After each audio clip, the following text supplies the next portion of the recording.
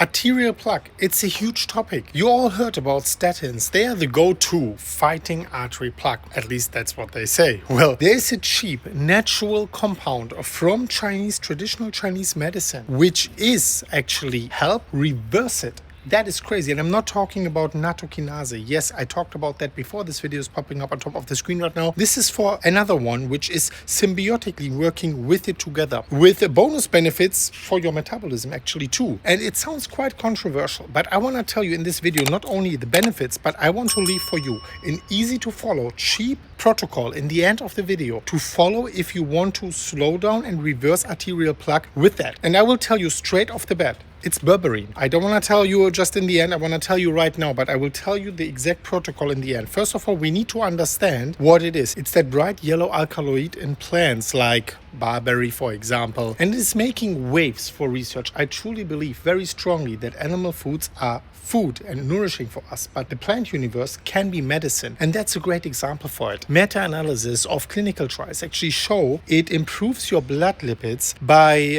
for example, LDL cholesterol goes down by 18 milligrams per deciliter, but much more important, it reduces your total cholesterol by reducing also your triglycerides, and that's much more important, and even it drops ApoB. And ApoB drop is definitely associated with lower all-cause mortality. It's actually the key particle driving arterial plaque. So getting ApoB low is very important, whereas getting LDL low, you can argue about that, right? So for plaque specifically, human studies actually reveal reductions in carotid intima media thickness and fewer unstable plaques inside your arteries, right? Particularly when it's paired with statins, but I'm not the biggest fan of it, but I'm also not the doctor to tell you stop with it or something, right? So when you pair it, it can be, of course, even more powerful. The most important thing about that is that it works by itself alone already. Preclinical animal data is even stronger, actually. Not human data, but animal data. I'm here with my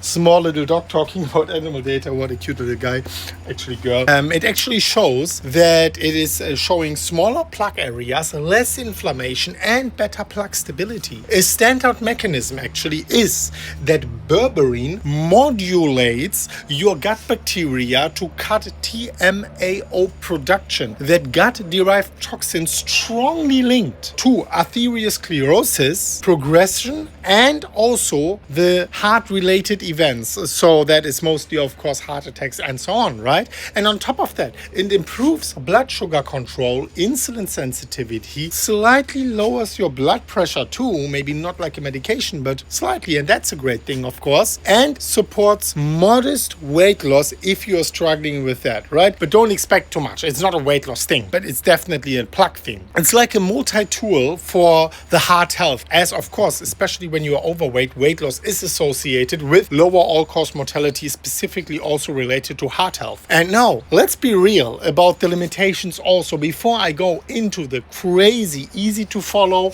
protocol to get the proposed benefits here, right? Berberine suffers from very low oral bioavailability. Most of it never actually reaches your bloodstream as it is getting broken down before. Gastrointestinal side effects are there too. So for some people, when they take too much of it, they might get diarrhea. I'm saying all of these things, so you're not coming like in 2 weeks and saying, oh, Chris, what about that? What about that? I want to tell you all of these things here straight off the bat. Yes, very often you have something good and then you might have some side effects. I took it before. I didn't have a side effect, but it's possible. It can also cause, in some cases, rare cases, constipation or nauseousness. Actually, nauseousness is a little bit more common, but they very often fade away after you start, right? It can also interact with medications by inhibiting liver enzymes and P-glycoprotein, potentially raising levels of drugs like certain statins, and it's of course also potentially for some people increasing hypoglycemia risk when they are taking diabetic medication, right? I really wanted to tell you. And then of course also many studies have quality issues or come from specific regions, so results aren't universally guaranteed for everyone, especially when you're talking about animal data. But the data is very promising, and when talking about something very impactful